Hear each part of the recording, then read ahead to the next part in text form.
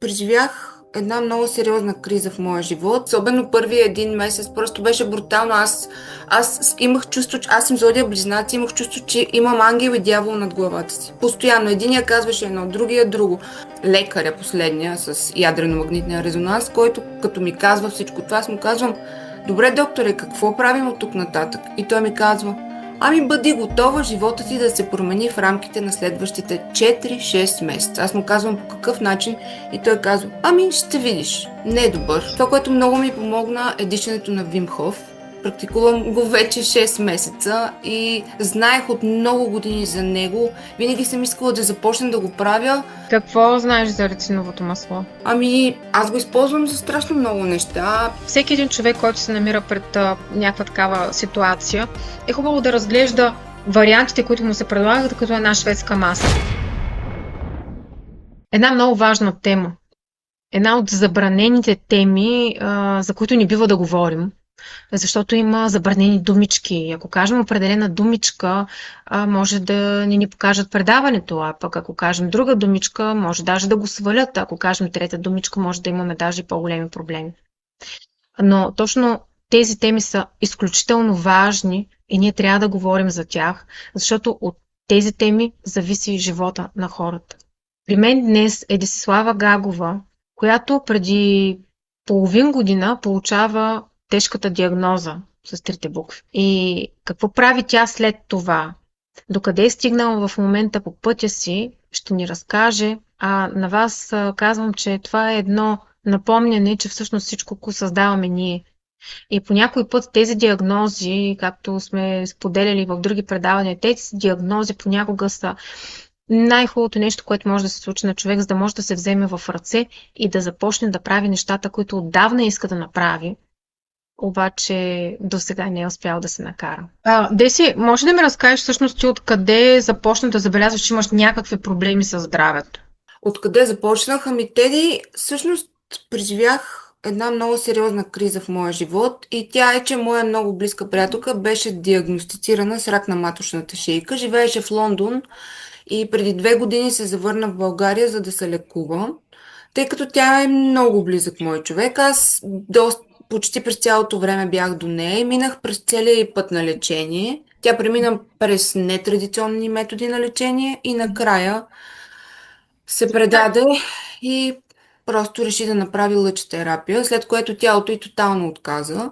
И август 25-та година тя почина. Беше доста мъчително и всъщност видях за 2 години как тя угасна и просто видях какво се случи с нея.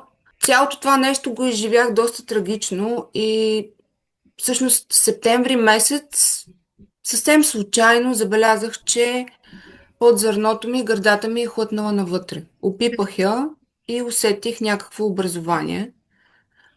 Разбира се, като нормален човек, реших да отида на лекар, записах си час за мамолог, направихме ехография. Никога няма да забравя лицето на младата докторка, която така правеше ехографията. Каза, че нещо не е наред, че вижда, нали, образование, което не е малко, не е и голямо, каза около сантиметър, но просто това, което вижда, не й харесва. И самото вдлъбване всъщност, нали, на гърдата беше ранен признак за раково образование. Веднага ме изпрати на мамография. Въпреки че недолюбвам мамографиите и знам, че те не са така доста щадящ метод за нас, жените, тъй като те брутално сплескват гърдите и особено ако има някакви ракови образования, това е доста страшно и доста опасно. Но, нали, поне това са моите така мисления в тази област. Разбира се, всеки има право да мисли както пожелае. Ти знаеш ли всъщност какъв е принципа на работа на мамографията? По какъв начин се получава образната диагностика? Защото има различни варианти. Ами не съм напълно запозната, но това сплескване, което, нали, причинява, то е ужасно. То е Да, ужасно. аз съм чувала, например, сега аз не съм специалист, ти не си специалист, ние сме Да, просто хора, които живеят в да. определена среда и черпят някаква информация. Това, което знам, примерно, е, че когато има ракови клетки, е хубаво да не се тормозят, защото Точно така. сърдитата ракова клетка, нали, тя започва да създава допълнителни проблеми. И отделно, повечето хора, когато тръгват да се диагностицират, ще им направят изтегляне, нали, т.е. вземане на някаква тъканна проба, което вече при самото вземане все едно започваш да разсейваш в организма Да, по пътя на да. вземането на тъканата проба повече от тези ракови клетки, които могат да се разпространят. По този начин се обясняват извън алопатичната медицина, се Да, обясняват разсейките и проблематизирането на локализиран проблем. Да, точно така. да. Точно така. Ти отиваш на мамография и Правим мамографията и там казват, о да, тук има нещо нередно, но тъй като не се вижда добре, моля те, нека да сложим контрастно вещество. Йоден разтвор, който допълнително да покаже. Тоест, правим втора мамография с контрастно вещество и там вече светва и се вижда, че нещата не са наред. Какво значи не наред? Съмнение за раково образование. Трябва да отидеш задължително на биопсия. Отивам на трети лекар, примерно да кажем след една седмица, вече оплашена, притеснена, с лепнатата диагноза на челото. Той ми предлага да направим ядрено-магнитен резонанс. Казва ми, още имаме ново 20 и то е, имаме засегнат лимфен възел отдолу, нали, под мишницата. Подлагам се на ядрено-магнитен резонанс, за който плащам луди пари. Отново ми слагат контрастно вещество, което е ужасно. И въпреки всичките ми възгледи за традиционната медицина и за всичко останало, от страх и оплаха, аз правя ядрено-магнитен резонанс. След този ядрено-магнитен резонанс се прибирам вкъщи и дигам 38 градуса температура вечерта, от страх, от притеснение, от всичко, нали, което съм преживяла. Може би дори от контрастното вещество, нямам представа. И ми се казва, че след 2 дена резултатът ще бъде готов. След 2 дена докторът ми звъни и казва, да, нещата не са окей. Всъщност аз бях дала и документ, в който пише BRAT-5, което значи със съмнение за злокачествено образование над 95%. Засегнати лимфни възли 9 мм, няколко даже. Той казва, единствения начин да потвърдим на 100% е да направим биопсия. Аз обаче съм с температура, болна в къщи и си казвам, ами, ще помисля, ще ви се обадя. Минава известно време, 1, 2, 3, 5 дена. Аз рухвам тотално, психически, физически, сякак не искам да ставам от леглото, лежа вкъщи, завила съм се през глава, взела съм си болничен и ще умирам. Край. т.е. ти Имам. вече си приела Да, си, че приела това съм са фактите диагнозата. и край. Абсолютно. Диагнозата ми е лепната на челото. На всичкото отгоре, моя мозък почва да върти и се сеща, че аз преди време съм говорила пред всички, че не искам да живея, че животът е ужасен, че не ми харесва, че за какво ми е, този живот е толкова гаден. И любимата ми друга реплика е: престанете да ме тормозите, защото ще ми докарате някоя лоша болест. Сещам се и за това нещо. Сещам се и за думите на лекаря последния с ядрено-магнитния резонанс, който като ми казва всичко това, аз му казвам: добре, докторе, какво правим от тук нататък? И той ми казва: ами бъди готова живота ти да се промени в рамките на следващите 4-6 месеца. Аз му казвам по какъв начин и той казва: ами ще видиш, не е добър, но ще го преминеш. Айде ново 20, още едно лепкане на челото. И всъщност, Теди, аз бях рухнала. Просто бях Това рухнала. каза, че се случва есента Това миналата се година. случва септември месец. Да, Септември месец, в момента сме април да. 2026. Значи, Преди 7. преди половин година, да. Да, преди половин година. Да. Рухвам тотално, лежа в В леглото, не момента, искам да... в момента би трябвало да си вече след четвъртия месец и да видиш голямата негативна Точно промяна, така. нали така? Да. При което аз обожавам да гледам твои видеа, както и видеа на Аделина Димитрова. И си казвам: Десислава, знаеш толкова много неща, чела си толкова много книги. Не може просто само да ги знаеш. Трябва да започнеш да практикуваш и да правиш нещо. Тоест, трябва да стартираш някакво действие. Защото и ти, и Ади казвате, че винаги трябва да има действие, за да може нещата да започнат да се случват. И случайно стоейки вкъщи, скролвайки, попадам на едно твое видео, в което си поканила Аделина Димитрова. Видеото се казваше нещо от сорта на квантово лечение на болести или излекувай се квантово. Да. Всички знаем, че няма, нали, нещата не са случайни. Изгледам това видео и просто нещо в мен се обърна тогава и си казах, ставай, не можеш. Не можеш просто да стоиш така и да лежиш. Трябва да предприемеш нещо. Плюс това си казах, защо трябва да се фокусирам върху това, което лекаря каза, да бъда готова живота ми да се промени. Аз пак мога да бъда готова живота ми да се промени, но просто да променя гледната си точка и Мгм. фокуса ми да се измести върху друго нещо. Аз да го променя така, че да оздравея. И всъщност реших, че няма да направя биопсия. Обадих му се, отказах. Аз знаех за биопсиите, че не са окей, нали, че не е добре да се правят, ако има рак. Отказах я. Той ми каза, добре, ела поне да си вземеш документите. Като отидах да си ги взема, той просто пак се опита да ме накара да направя биопсия. Пак я отказах, направо ме избута. Направо ме избута с През документите. вратата. Да, през вратата да си ходя, каза, че има други пациенти, да излизам Мгм. и до там. И така, и след това започнах да се мобилизирам и да търся силата в себе си. Попаднах в Ахакоба тогава, не случайно, защото имах нужда, нали, от някаква подкрепа, от някакво бастунче, от нещо, с което да работя. И всъщност групата, в която попаднах, изключително много ме надъха, че аз мога, че аз съм способна да се справя сама. Отидах на място в София, в което ми направиха хранителен режим и режим за добавки, нали, които са свързани с борба срещу рака. Какъв След беше това хранителният ти режим? И той ако искаш, сподели да, какво искам е да го било сега. кажа. Да, той продължава и до днес. Аз не съм се отказала от него. Изцяло веган хранене, без никакви, нали, животински храни. Аз бях вегетарианка така или иначе и се храних доста здравословно и за мен беше доста лесно да премина на този режим, но въпреки всичко това се случи от днес за утре. Да кажем, аз отидах на 20 октомври на преглед, на 21 октомври директно промених изцяло всичко. Стоп на всякаква захар. До ден днешен, вече 6 месец, не приемам абсолютно никаква захар, включително никакви сушени плодове, форми, стафиди, мед, агаве, стевия, еритритол, абсолютно нищо сладко. Аз съм забравила какво е сладък вкус. Единствената захарна сладост, която приемам, това е от плодовете. От И пресни плодове ядеш. да, да, и ям изключително много плодове и зеленчуци.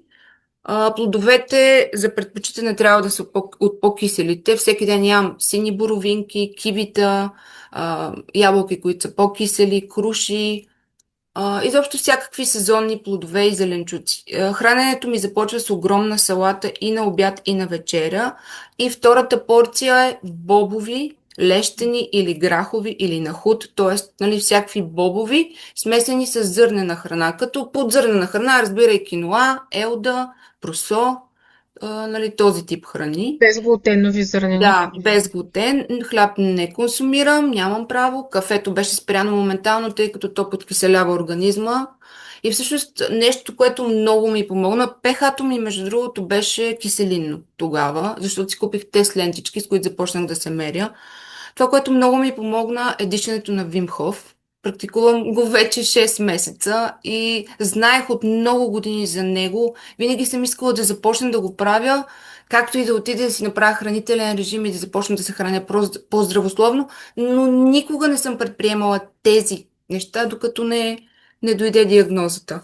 Всъщност, затова си дадах сметка, че тя е дошла, за да промени нещо в мен. Което И си искала да промениш така или иначе отдавна. точно така. Точно така, да. Започнах с дишането на Вимхов още на третия ден, откакто разбрах, че имам рак. Сега наистина, нали, дали имам на 100% рак, така и не се доказа, защото реално аз не направих биопсия. Биопсията е единственото нещо, което може да каже на 100%. Но трима лекари, ядрено-магнитен, мамография, всичките казаха едно и също. Кръвни изследвания правила ли си се, защото знам, че има и маркери. Значи не, маркери направих чак на третия месец от хранителния режим и бяха в норма. Мгм. Съжалявам, че не ги направих преди това.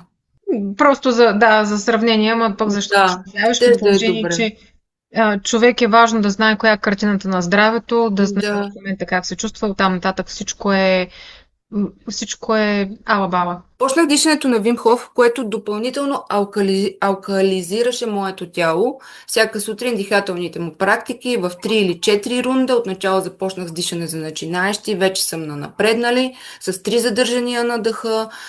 По време на тези задържания и аз като тебе в едно видео, което ти си обяснявала, визуализирам уникални неща за това как съм здрава, как всичко е наред, как клетките ми светят, как едни бели човечета, които имунната система изпраща, отиват и работят по гърдата. Всичко това го правих всеки ден. Правя го и до ден днешен. Значи както храненето, така и дихателните практики.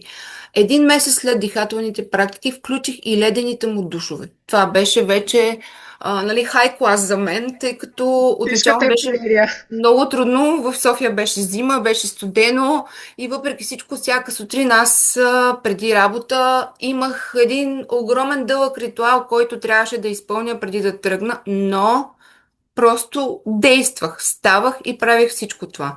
Тук искам да прекъсна разговора за секунда, за да ви кажа следното. Всяко едно заболяване идва от нас.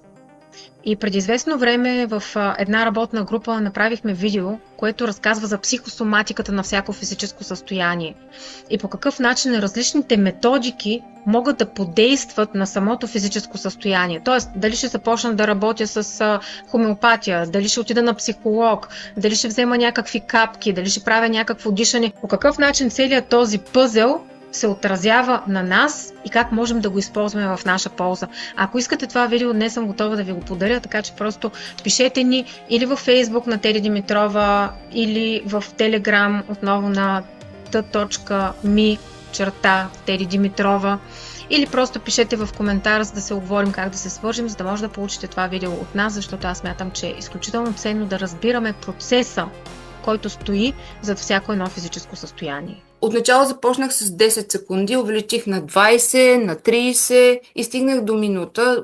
За ден днешен, след като взема топъл душ, пускам водата и стоя около една минута без абсолютно никакъв проблем. Планувам вече да имам вана, в която да се топя също. Но смятам, че наистина дишането на Вим Хоф беше една еволюция. Ама цялостна еволюция за тялото ми, за мисълта ми, за душата ми, за абсолютно всичко.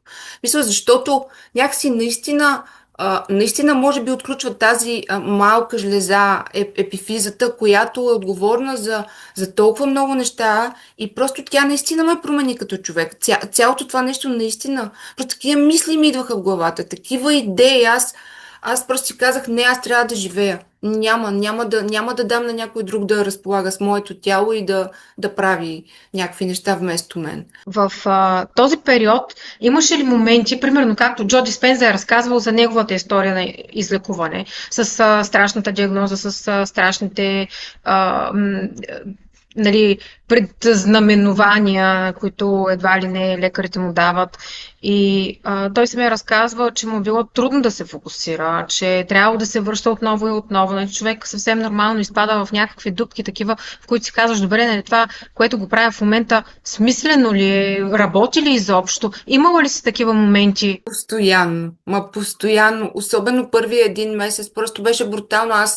Аз имах чувство, че аз съм зодия близнаци, имах чувство, че имам ангел и дявол над главата си. Постоянно. Единия казваше едно, другия друго.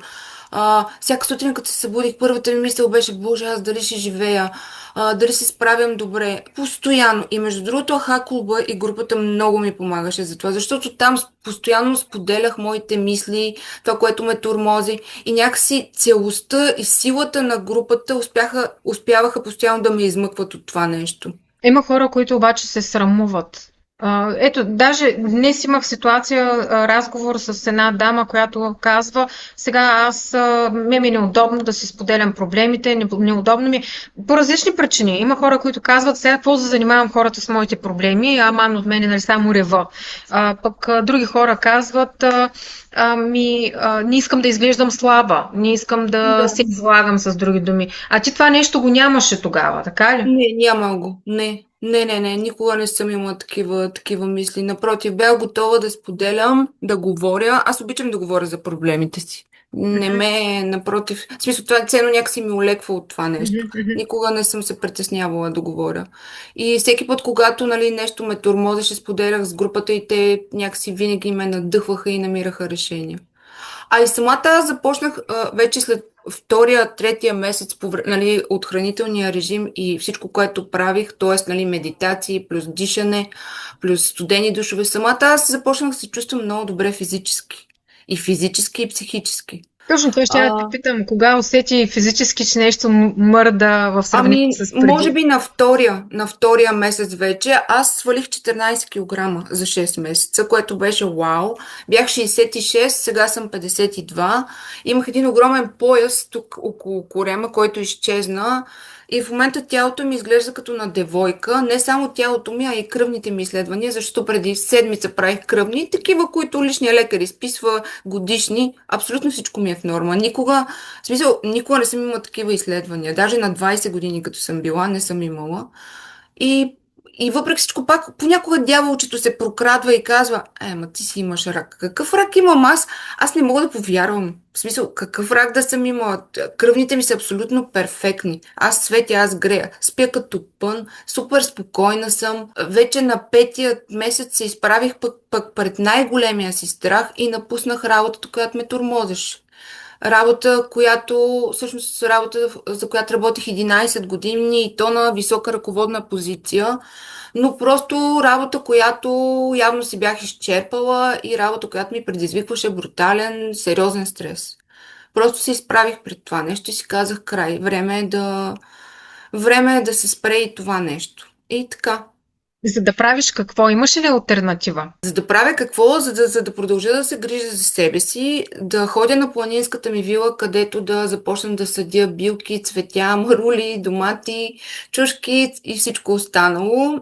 Нещо, което обожавам и всъщност с план да мога да се преместя в един момент и да живея там, за да мога да отглеждам сама храната си. Плюс това се занимавах 11 години с производство на натурална козметика и реализирах рецептури за натурални продукти, да. И реших, че може би е време да направя нещо за себе си. Така че, Много хубаво. да, така че сега се надявам да стартирам нещо мое и просто да продължа напред. Добре, нали, ти преминаваш през този процес. Този процес е както физически, нали, той е и енергиен. А, промениха ли се други зони на живота ти в рамките на този процес? Категорично да. Пак казвам, ето, например, реших, че трябва да напусна работа. Нещо, което ме тормозеше. Аз ходих с нежелание там. Постоянно изпитвах някакъв стрес. Ядосвах се, крещях, виках. Значи, изключително много се балансирах и станах супер спокойна. Връзката ми процъфтя. Дадох си сметка, че всъщност просто си дадох сметка, че аз създавам човека до мен и някак си разбрах, че съм го създавала по грешния начин. Започнах да го създавам по начина, по който искам. И той стана такъв, какъвто искам. В момента нещата между нас са прекрасни. Какво друго? Здравето ми в момента е прекрасно, всичките ми показатели са в норма и някакси доволна от живота. Започнах да го обичам, спрях да казвам, че го мразя. Напротив, живота е прекрасен. В момента какъв етикет си залепила? Етикета на Десислава, която е здрава, която скоро ще има собствен бизнес и скоро ще живее в къща с градина, кучета, кокошки и ще може да произвежда сама храната си и да бъде абсолютно автономна. Смяташ ли, че човека... Сега, дай да се опитаме да помогнем на хора, които са в подобни ситуации. Така. Според мен най-важното нещо е да разберат откъде им е дошло. Ти сама за себе си се разбрала, че си имала негативна нагласа, нали така? Да, абсолютно. Аз А, живеех постоянно в ролята на жертва. Тегли ли те от време на време към ролята на жертва към днешна дата? Има го. Има го от време на време. Връща се, но просто го стопирам. Стоп, сменям. Много е хубаво, че споделяш и е много хубаво всички хора да разберат, че няма такъв идеален вариант. Не живеем в някакъв филм, в който бялото е само бяло, черното е само черно. И когато тръгнем да се променяме, ние практически имаме старото аз и новото аз, които първоначално изглеждат като една каша от едното и другото. Много пъти съм го разказвала, пак ще го разказвам, защото човек, когато ако падне на някакъв пиксел от старото си аз и започва да се стресира и започва да си казва, еми ето аз мислих, че съм се оправила, пък всъщност не съм се оправила. А то всъщност е така. И след известно време става така. И след Точно известно така. време, примерно, става така. Нали? Точно И така. така. Обаче, Да. нали, този процес, ти когато разбереш процеса, това е супер. За мен, може би, най-голямото доказателство беше това, че започнах да реагирам различно на ситуации, на които преди това съм реагирала, нали, по друг начин. Това Мгм. беше най-голямото доказателство. Просто или ги правих неутрални, нещо, което не ми харесва, или просто реагирах по спокоен начин, без изобщо да се ядосвам, без да викам. Аз ги приемах такива, каквито са. Аз си дадах сметка, че дори болестта трябва да бъде приета във всичките й форми. Това, разбира се, не значи нали, да я неглижираш. Напротив, аз продължавам да правя всичко, което правя.